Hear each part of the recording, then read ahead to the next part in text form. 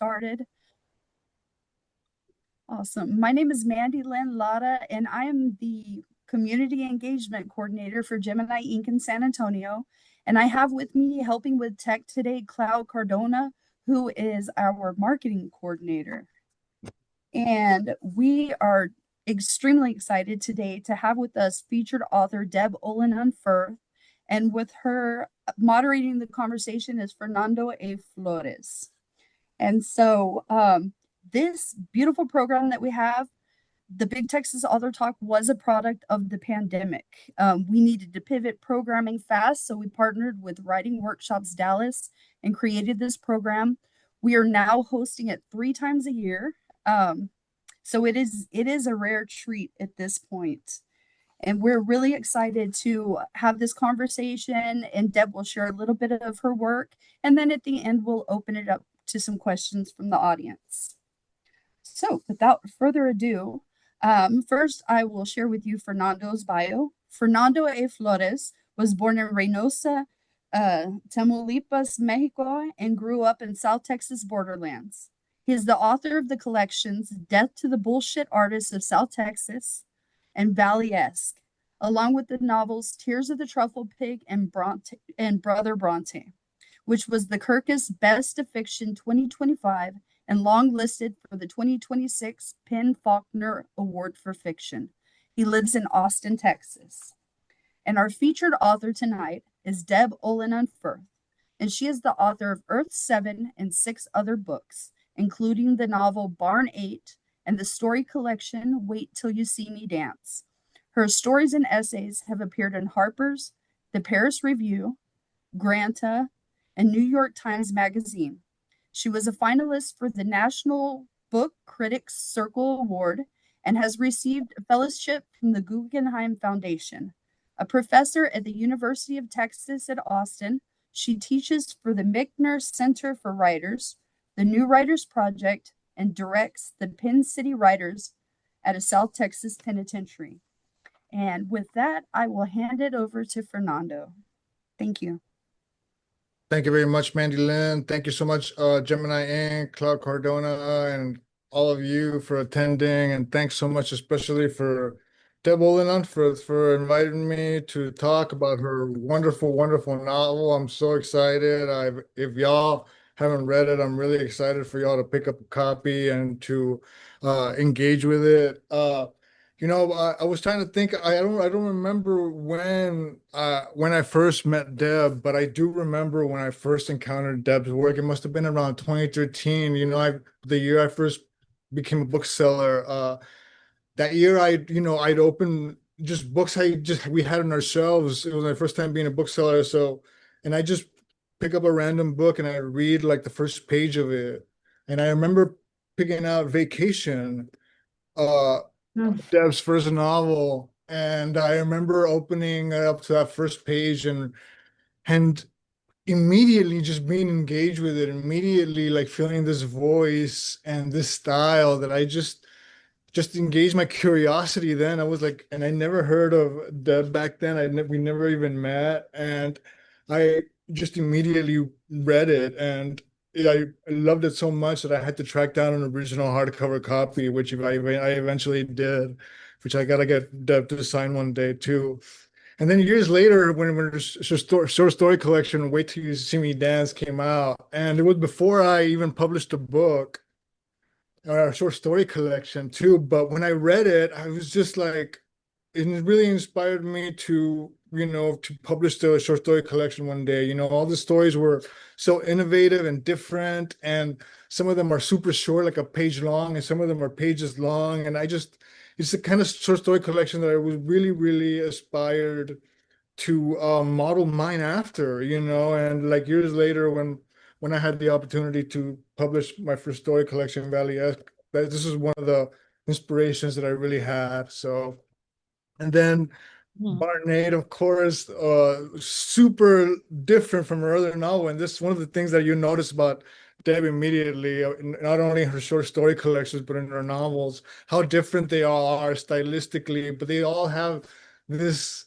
I don't know, this wit and this energy and this language in it that just stays with you, that just makes you want to like, it makes you want to stop, it makes you want to read slowly and really like really think about what you've read, really absorb these images and these wonderful sentences. So now I'm really, I was really, of course, thrilled when this book was announced and to read it. And uh, I just really love this book so much. I have usually read the galley, but I have the other one here. I don't know. I love usually I'm kind of close to the galleys when if I read a book on a galley. Uh, but this book is so playful and fun, Deb. I don't know, like there were many moments in it that I don't know, these little like micro observations that were just so moving. This book is really surprisingly moving in many ways.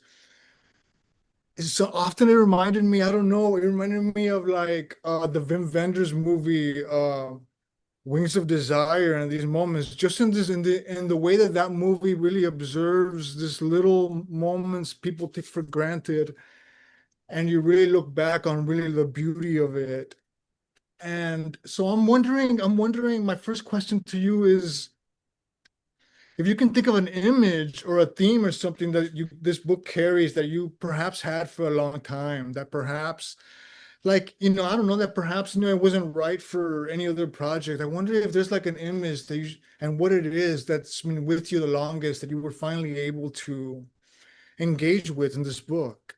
Does that Oh make my sense? God, that's such an amazing question. And everything you said was so amazing. Thank you so much. I mean, anyone who knows me knows that I'm a huge Fernando Flores fan. I've read all of your work, every book I have. In fact, I was worried. I was just telling someone this the other day that I was really worried at one point that Bullshit Artists of South Texas was going to go out of print. And I bought 10 copies of it, or maybe I even bought 12. Oh my And I God. have them in my house still. That's hilarious. I have all these copies because I was like, it's gonna go out of print, and what's gonna happen? I'm gonna be like the sole owner of this book, and it has not gone out of print, That's fortunately. hilarious. But It I do will, it will have all go. these copies. Yeah. What can I say? I have one other book that I did that with, and they're all piled together. So. Thank you, Deb. Well, I'm honored. That's really an honor to hear that. So yeah, so I'm wondering, does that make sense to you, Deb? Do you have like some? I know that sometimes that we carry these images as writers, and they like we don't know what they are or why they're with us, but it eventually like you find it tells you why. Eventually, this thing tells you why. I'm wondering if there was something in Earth 7 Mhm. that was like that. Yeah, they're definitely, I mean, you're the only person who would ever ask me a question like that, and I love it so much, and it's so real. And the one of the first images, I have a few images, and one of them is the cover of the book, this little spaceship and this, except for that, the way I had it on my wall, it was like this sideways. So it was like there was this little, and so what happened was I wrote a graphic novel with another artist, Elizabeth Hadel.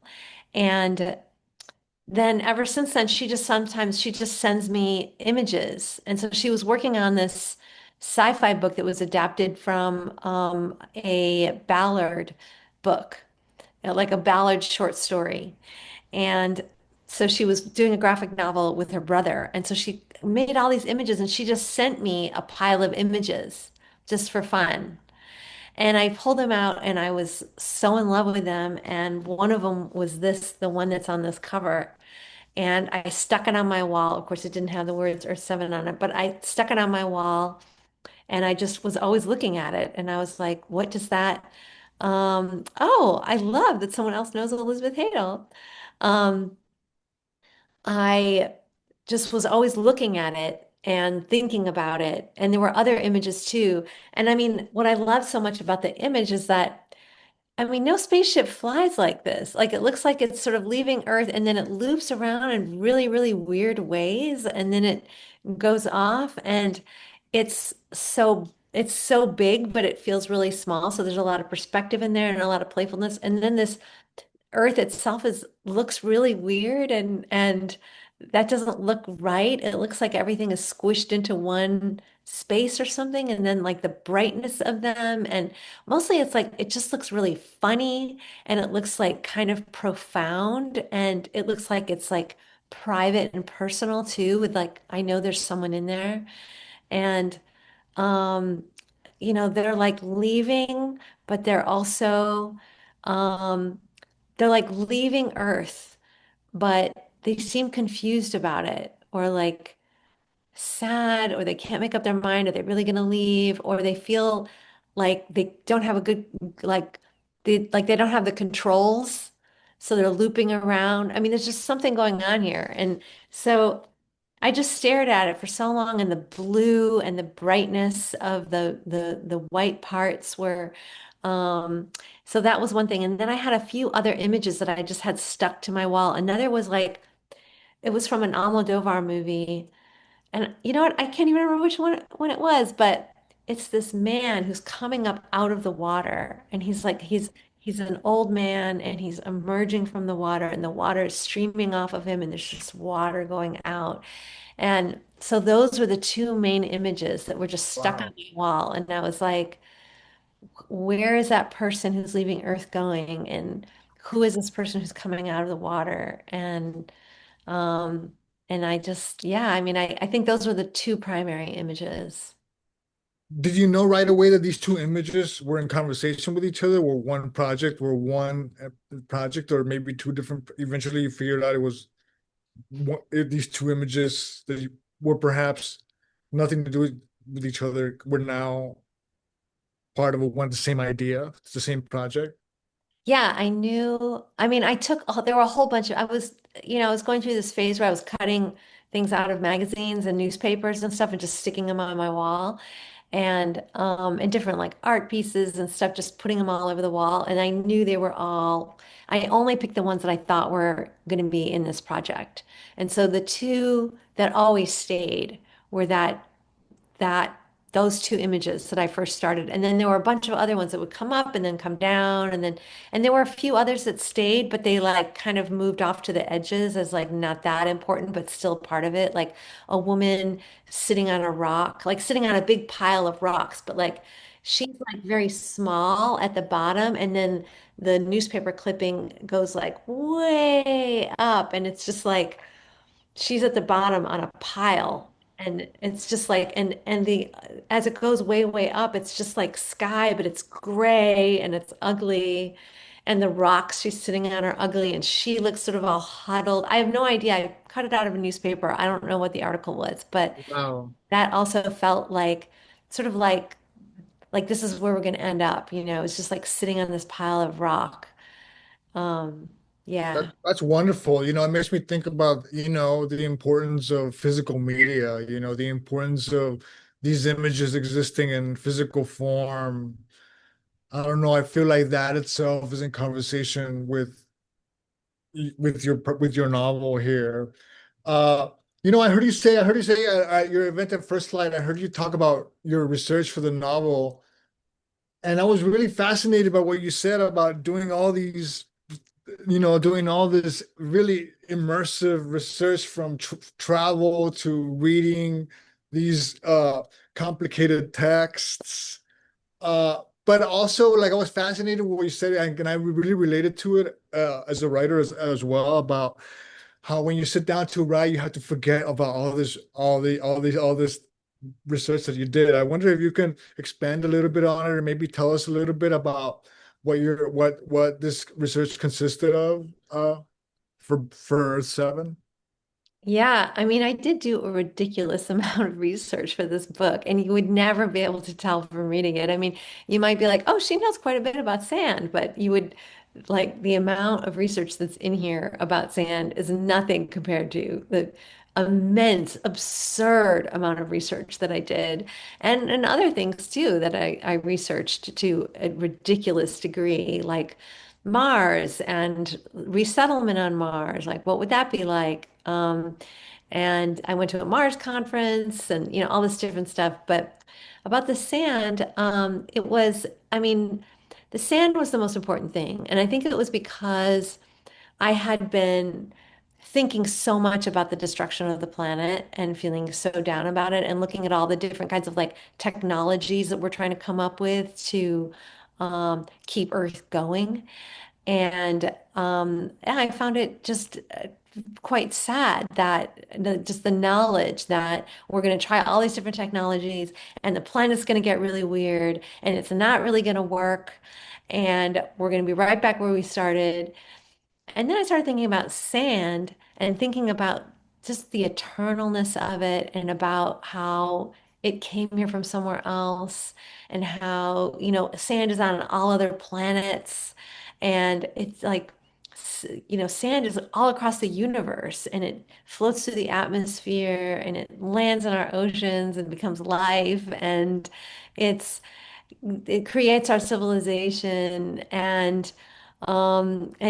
there was something in it and it's going to be here long, like we're going to crumble back into sand. All of our roads and all of our buildings all of our glass and our microchips are all made out of sand and they're all going to crumble back. And there was something about it that felt just more hopeful in a way that it made me just really think about perspective that yes, these things, we're going to do these things, but it's just such a small portion of the eternalness of matter, like substance. And there was something about the beauty of substance, even something so small as sand, its power, its gathering, um, its its versatility that I just found really exciting. And so the more that I read a lot of non-fictional. I read 5 books end to end about sand, big dense books.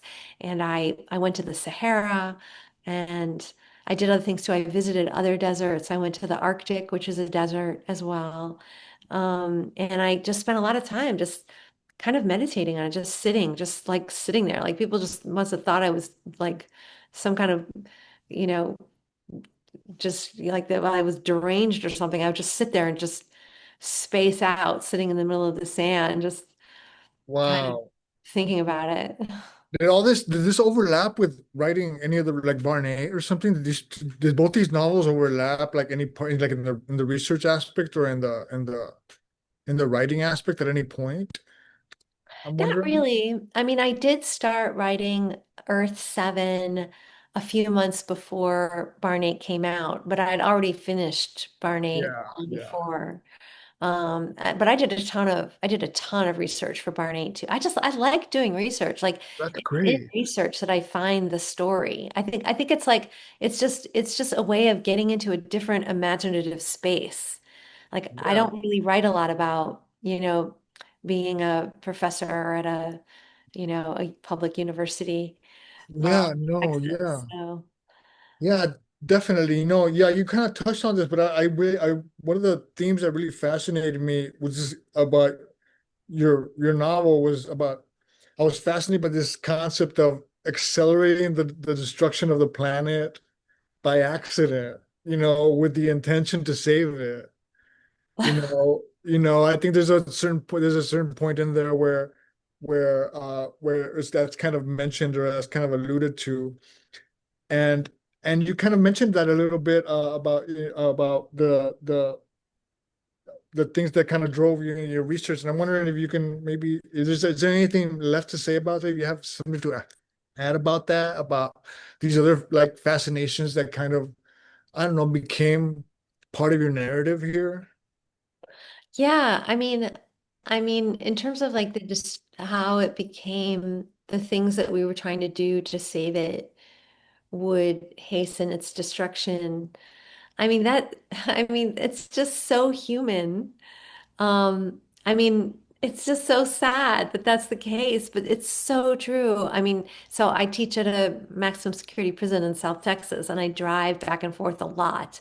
And I've watched that landscape change over the last 12 years that I've been running the program, and 11 years. I'm starting the 12th year. And um, it's so interesting to me because I mean it's just so heartbreaking because when I first started making that drive was before they started doing the really intensive fracking along that road.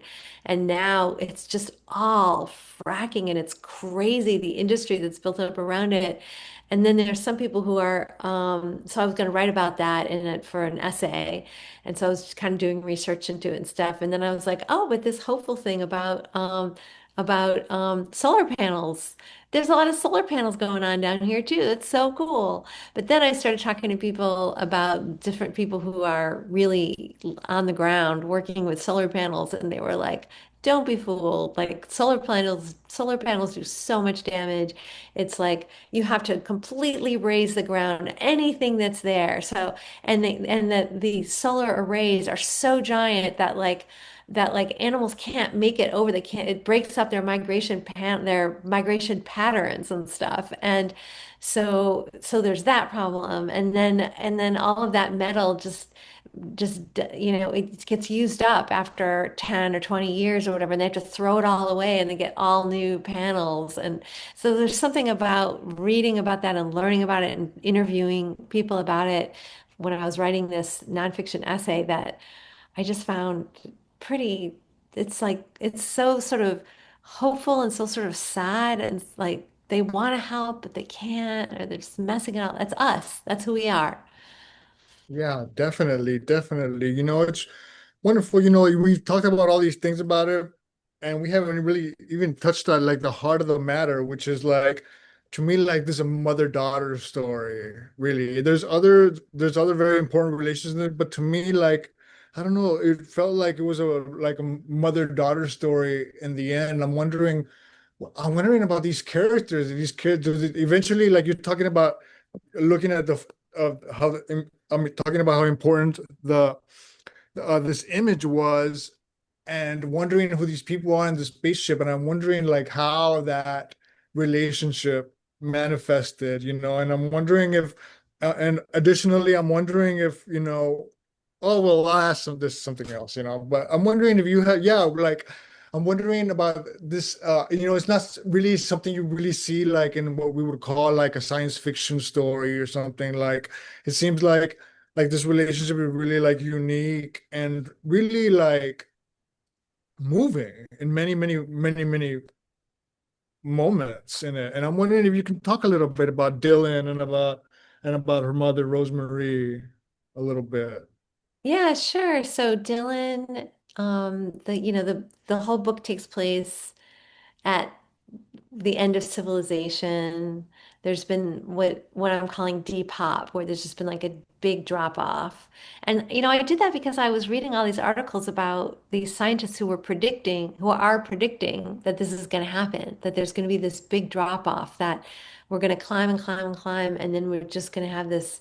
It's not going to be just a sort of gradual descent, but there's going to be a big drop off at one point. And then there's going to be, billions of people fewer than there were on the planet. And I don't know how that's going to happen or whatever, but it seems convincing to me that that could happen. Um, so that's happened at the beginning of the book. And now just Dylan is this young child. She's living in a pod at the bottom of the ocean, and her mother's is a scientist and is taking care of her there. And her one goal is to get out. She just wants to get out of the pod. She wants to get to the surface of the earth.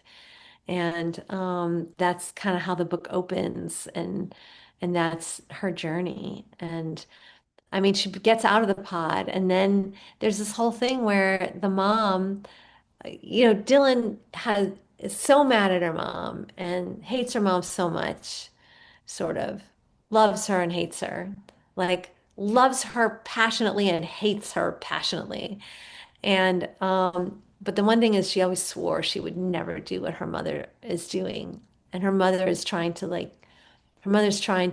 save the world by preserving DNA in and this was also based on a ton of research, which was these people who are building these DNA arcs or banks or seed banks and animal banks and stuff or whatever you want to call it. She's building this big thing of it, and Dylan is disgusted with it. She thinks it's ridiculous, and then it's weird. She finds herself involved in the same kind of business. And so that was, it's sort of thinking a lot about like, what is it to be alive or like there's a lot of ways to live forever in the book. Um, and the mother-daughter relationship kind of bookends the book. There's like at the beginning and the end, and then there's like a love story in the middle, who Dylan falls in love with, and does she like what kind of, what about the whole save the world thing? Does she do it? Does she not do it? Hmm. Yeah, I'm wondering also, Deb, about your what you're feeling about genres. I know people have been referring to this book as like a science fiction novel, and I'm wondering about your relationship with terms like that. I don't know. I know they can be kind of complex. I know that sometimes we write things not intending for them to fall under a certain genre, but when we talk about books, sometimes that can be inevitable. But I'm wondering if you were like perhaps like conscious of perhaps, staying away from certain expectations of that genre, like on purpose, or maybe like sometimes like if there were ever moments or notions of where you just maybe perhaps surrender yourself to the this science fiction label, this science fiction kind of idea. Like, does that make sense at all? Hmm. Does that? Yeah. I was just like, let's do sci-fi now. I mean, my last book was a heist. I did a graphic novel, I did a memoir. I've done other things. I was like, I think it would be really fun to do a science fiction book. My last book, at the very end, I catapult into the future by 20,000 years. And I thought, this was so much fun. I would love to do a whole book where I'm just in the future. And um, so I read a whole bunch of sci-fi, trying to just think about what it is. And I read a lot of sci-fi as a kid because my brother was really into it. And the book that really influenced me, I mean, I didn't go back and reread it, but which I should have, but I just didn't, was that Hitchhiker's Guide to the Galaxy series. Oh yeah. Um, yeah, that I read when I was really young, and it just exploded my idea of what you could do in fiction because I mean, Douglas Adams, he's just so brave. He will go anywhere. I mean, just Yeah. the whole thing about they spend a whole book trying to figure out like what's the answer to the universe or something, and then it's 42 or something. And then they spend and then they're like, but what's the questions? And the next book, the whole thing is like, what is the question to the universe? And I mean, it just goes on and on. It's like it's so inventive. He's just not afraid to go anywhere. And I'm like, I want to do that. When I thought about what kind of science fiction book do I want to write, of course, like I love Ursula Le Guin and Octavia Butler, and there's all these different people. But when it really came down to it, what do I really want to do? I'm like, I want to do something like Douglas Adams. That's what I really want to do. So Yeah, that's that's why, funny. Yeah, yeah, he's I can relate to that. That's, he's one of those writers that I must have read him when I was like 18 as well, and I felt the same way. I was like just so wacky and so absurd, and I really appreciated as well that aspect of his work. Deb, now that that we talked a little bit about the book, I wonder if you can read a little bit from it now. You want to share a little bit from it now? sure. And I'll answer one, and to lead into that, I'll answer a question that you asked, which was, did I try to push into Oh or yeah. against sci-fi tropes? So I did, like, I was had this like love-hate relationship with sci-fi tropes. Like, I was so excited to try them. And then when they started to feel familiar, I got angry at them and pushed them away. And so like one is this idea of falling in love with a robot. Like, what is that? Like, there was Her and that movie Her. Like, I feel like I've spent most of my life engaged, like somewhat engaged with that narrative. I'm always reading or watching a movie about like someone who's falling in love with a robot, like can a robot love? Um, is it real love if it's if it's with a robot? I mean, I remember even like Spock, remember Spock, um, that he was supposed to be, like incapable of human emotion in some way, but yet like every episode was him being so emotional and out of control, falling madly in love or having like having to fight to the death or, something like that. And so in my book, I have a robot. Like I had someone who I was thinking of as a robot, and then I had Dylan falling in love with her, and it was like, can she really fall in love with a robot? Like I started asking that question. I'm like, oh, well, you know what? She's not a robot. And so then there was this thing of like, then the thing was like, can you love a human? It became for me like because she was actually not a robot. So I found that really like a very fun way to sort of turn that trope on its head in some way. And so, and I think this part of the book that I'm going to read was inspired by the following little story, which was that, I live in Austin. There's a lot of plastic surgery here, and I'm getting old. And at one point I had to think to myself, am I going to like do a bunch of Botox? Am I going to like do all of these weird things to my face? And I kind of decided that I decided that I would not, that I'm just going to like let the aging happen. I have filters on, so you can't see. I actually look quite old. And but I'm always kind of thinking about it and looking at people and thinking like people who've had a lot done, they look kind of weird to me. And I was sitting with a friend in Palm Springs, and we were just sitting outside, and she lives in LA, and there was this much older woman walking toward us and about to walk by us. And she was at least 20 years older than me. She was quite old, and she looked amazing. Like she had had so much work done. And I turned to my friend and I was about to say something a little bit probably snarky. And my friend goes, she looks expensive in this like very like my friend was just so impressed. And I was like, you know what? She does look really expensive. She looks awesome. So it was like this sort of fun thing. And then that was the minute that Melanie jumped into my mind that I'm like, Melanie is not a robot. She's just expensive. So anyway, so Dylan falls in love with her and she thinks she's a robot. And then at this moment, she figures out that she's not a robot. So it's like less, I think it's like a quarter that I'm going to read.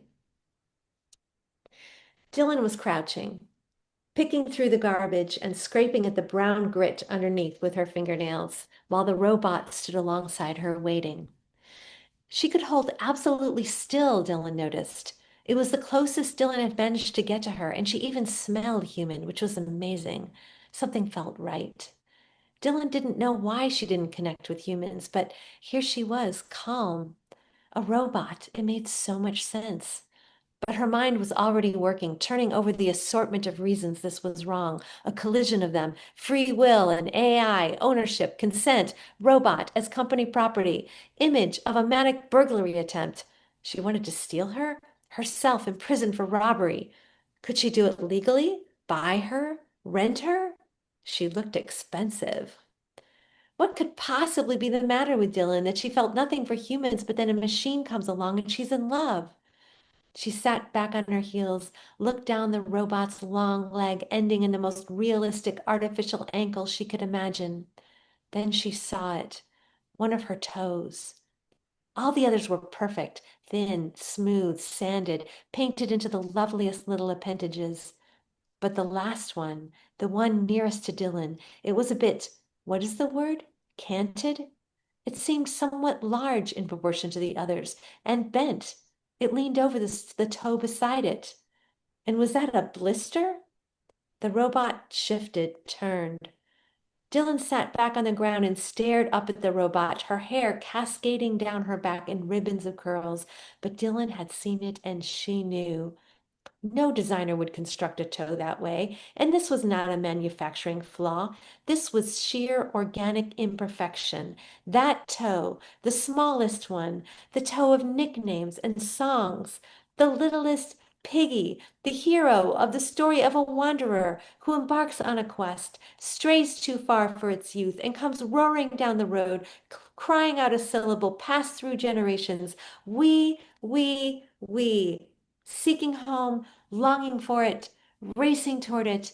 That toe on this robot was real. And by real, she meant human, because that is what this robot was. Oh, wonderful, Deb. Did you write it all in one go, Deb, or did you write it in chunks here and there, your novel? Oh, I write it in little chunks. In little chunks? Yeah, like I write what I call the shining bits, or like the pieces that are rising out of the water. So I Mm. write the ones, and so that could be at the end of the book. Like I wrote the end of the book very early. Oh, wow. And then I had to, I wrote all different pieces at all different times over a period of a few years, and I had to stitch it all together. Oh, wow. I'm so jealous of that. You just write end to end, right? Yeah, I have to because I write it in the typewriter, so I have to do that. Sometimes, yeah, I have to do that. But I write all mine in notebooks. I don't use a Oh computer. my God. So yeah, okay. So you just have one notebook or like several? A lot. A lot Oh of, my God. And are you ever like, where's this piece at? yeah, And then all the time. oh wow, wow, that's incredible. That's really incredible to me. Uh, so do you think that do you think you're okay? Do you think you're finished with sand now? Like you're done with sand? Do you think that it's, or is it always there? Like sand itself, is it you think it's always gonna come back in your work and somehow, or like do Oh you my think you're God, done? it's such a good question because you know, it's so funny 'cause someone just asked me that last night because he had a story of mine that I'd published in 2017. And he was like, this is the first place that I see sand in your work. Oh wow. 2017. And then he's like, and I'm like, oh my God, that is where it started. It was then that moment, that short story that I was like upset. I became obsessed with sand in that moment. And then I had to write a whole book and go to the Sahara and read all those books and do all this stuff, just to figure out, just to like worry that thing to pieces. And the same thing happened with Barn 8, where it was like, I read this one little article about, about chickens. And I mean, I was already vegan, but it was a very specific article, the way that it was worded, a newspaper piece, that I was like, whoa, like this is really interesting. Like, what if the barn burned down? Like the barn had been set on fire and the birds had burned up. And so it was like, I had to like, in order just to like worry this thing, it was like I had to go through so much and I had to go undercover and I had to, research chickens for years and, visit chickens all the time and interview scientists and researchers and all this stuff. And then I finally published this stupid book and I never have to think about chickens again. And I do feel that way about chickens and I feel that way about sand, although I love chickens and I love sand, but I don't have to write about, That's please, God, no more sand. That's such a good feeling. That's such a good feeling, I bet. You know, to know that you're forever done with this one thing. You already did it, or these other things, you know. Uh, I'm wondering, one of I guess the final thing that I will ask you before we open it up to questions for anybody who has questions for Deb. Uh, if I'm wondering if there's any, I heard you talk about music, and there was about a moment in your book where you kind of take this one song. We don't have to talk much about that if you don't want to, but I'm wondering if there's any like pop culture that also influenced your book, like perhaps a song or a movie or a moment in something that you're like, okay, that is Earth 7. That is like, that took you there. And I'm wondering if there's anything like that. Okay, I always have things like that, always.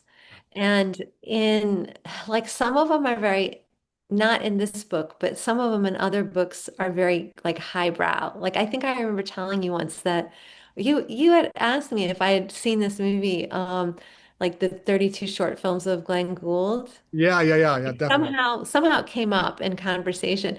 And I said, not only have I seen that movie again and again and again, but I actually hand wrote it, the whole thing, word for word, and then I messed up all the words and I put them in my book in Vacation. Like that entire movie is embedded in my novel.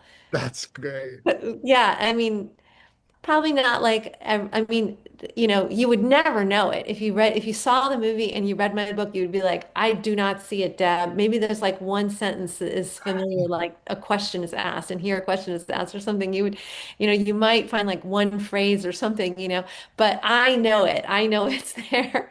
And I have things like that in all my books. It's like, I'm like, but crazy person. And this but in this book, it felt really retro to me to be doing sci-fi, like, and thinking about the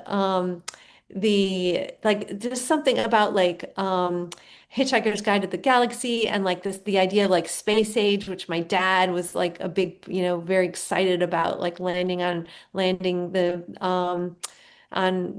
moon and things like that. There was something very retro. So the songs that I really inspired me were these kind of like popular, like sentimental sorts of songs that were like love songs or like earth love songs. And they were never but while I was listening to them, which I listened to them, hundreds and hundreds of times, just like walking around outside.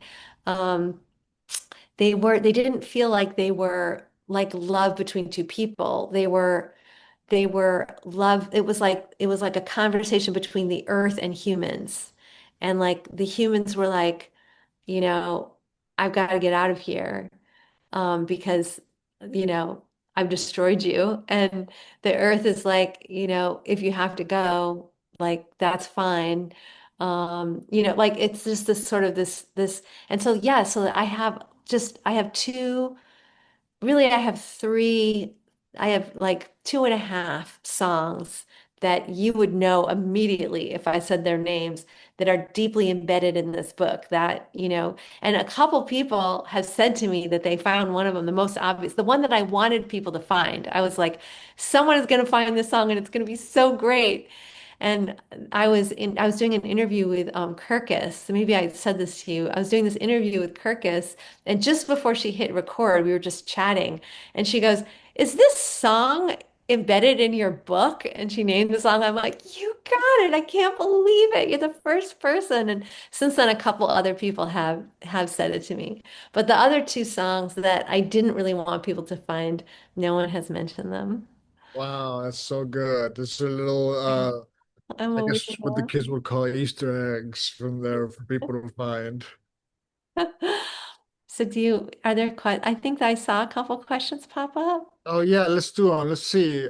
Here Susan says, why did you choose to not develop the Martian stories, except a little at the end in parentheses?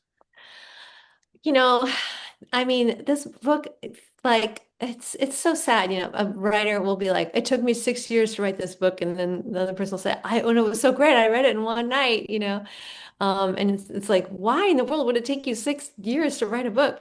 And that's because I wrote a Martian book that's not in here. I just like wrote the whole book.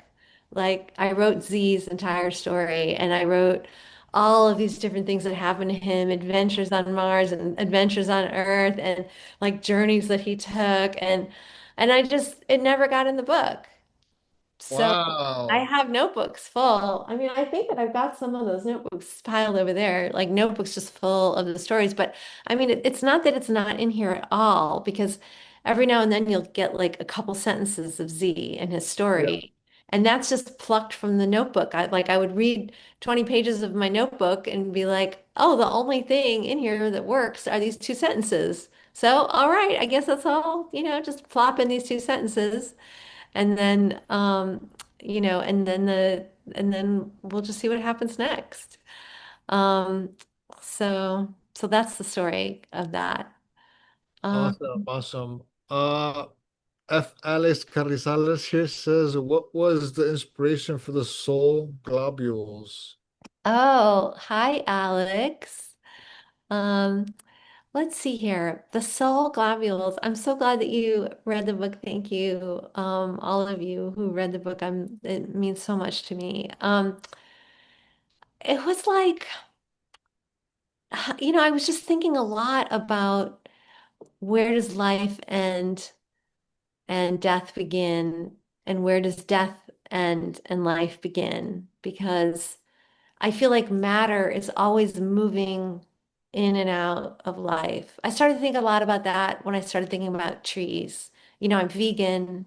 I take that really seriously. And um, people have always said to me, like, well, but what about plants? And I've always been like, fuck off, get away from me. And then I read this book I started reading books about trees. And then I was like, oh, holy shit. Like they talk to each other through the air and underground, and they have like families and like mama trees and they build like a whole this place used to be just all trees. Like and it was a civilization. It was a culture and a series of cultures um, from sea to shining sea. And we just cut it all down and like threw it away and let it rot. And it was more than just like plants. They were people. Like now that I've done all the research and I've read all these books about trees, I'm like, they are people. And so I thought a lot about that, and I thought a lot about when would I count something as not a person? And I started thinking about like just like at what like why would a piece of matter that in one moment is alive and then is not alive but may become alive again because it might get integrated into something else that will become life. Why would like why does it suddenly have no value? And these were all just like questions that I was thinking about as I was writing, just consciousness. And I thought a lot about like what if this little tree piece of tree matter or Deb matter that is dying retains something, and then like what is retained, and could there be any kind of wisp of memory of that, like the next thing that I become, could there be any memory of me, of Debness or treeness or whatever it is in the next thing? And so it was just like following that sort of trail that I was like, oh, but like maybe in some way it does. And I thought a lot about how like, we're like all pieces of outer space. Like we originated from outer space, and one day we'll all be exploded back out into outer space. And um yeah, I sound like I was just sitting around high all the time, but I wasn't. That's beautiful. Thank you so much for that, Deb. Uh, One of the things I love, so here's a question by Leon Newsom here. One of the things I love so much about Earth 7 was the way that you managed time in it. We're covering a lot of time in Dylan's life, and we see her develop so much over the course of the novel. I'm just curious to hear you talk about how you're drafting and organizing your thoughts in terms of plot. How did you determine the amount of time you're covering? What Dylan's arc is? Oh, I mean, here's the thing is that I had written the beginning really, really, really early in like 2019. And then I wrote the end really, really early in 2020. So within a few months, I had the beginning and the end, and they're pretty much very similar to how they first were written. At least like the end is almost word for word. The last like 30 pages or something are like extremely close to, I just wrote them all in pieces. Um and then it was just a matter of like, how do I get from here to there? And so all just the pages in the middles, it was just kind of like this accordion going up and down, whoop, whoop, whoop, whoop, as I was like writing all notebooks over here and then writing notebooks that went there. And then, like just, it was just so messy. It was horrible. I mean, just awful for years. And I kept quitting. So it was a question of like how like and there was something in it though about it that was exactly what I wanted. Like I wanted her to begin in like this pod underwater, and then like that's the only thing that there is, and she's just like surrounded by plastic, and like water beyond the acrylic, and then and like dead ocean, and then at the end there's just this like explosion outward. And so I really, really wanted that like that like shape, that novel shape. And then it was a question of like what needed to be in there to help me get there. My last book, Barn Eight, it was almost like I had like all of these, like I had this thing in the middle, and then I had to like get to this and then break away from it. And each one sort of like, so it was it's, I think in shapes when I'm writing a book. And so that was the shape. Yeah. That's fantastic, Deb. Can I ask now, Deb, if if you're working on anything now? Are you working what your project is? Somebody here is wondering if you're planning a sequel as well to Earth 7. Perhaps you can.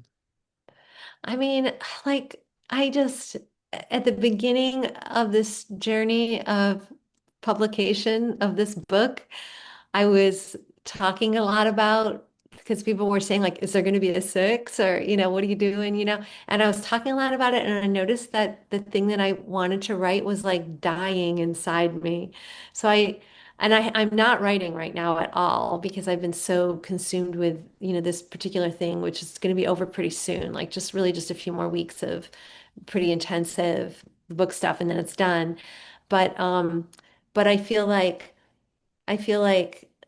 I have written almost, and I've written like 3 pages of something that I would like to do. But when I was talking about it, it was like dying on me. So I just decided maybe I'm not going to just talk about it until I have more pages. So, Got it. No, no, no. I totally understand s- the importance of protecting something you're working on. Uh, yeah. at this stage, protecting it from, I don't know, just cultivating it and not really like talking about it and the importance of that. Because I don't think I ever heard you like, I don't think I heard you talk about Earth 7 until I saw you, that there was gonna come out, and I was really, really surprised in the best ways when I heard about it. So are you still writing do you still write short stories, Deb? Are you still And I don't know what I do until it's, until it happens? yeah.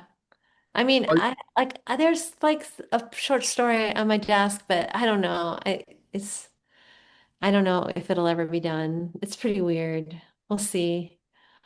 we have another quick question here from this is from Mandy Len. The future you write about is fascinating but scary in a lot of ways. Does the content ever stress you out or keep you up at night? How much do you think will come true?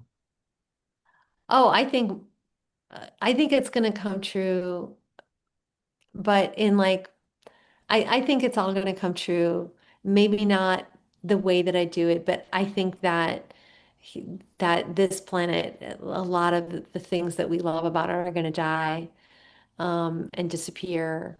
And like I think it must keep me up at night because I wrote about it so much and researched it so much.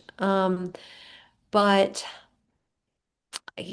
one thing that this book has done is just made me really grateful for it. Like I'm just doing the research that I did, just looking at sand so much and going to the Arctic and looking at the water so much and the ice.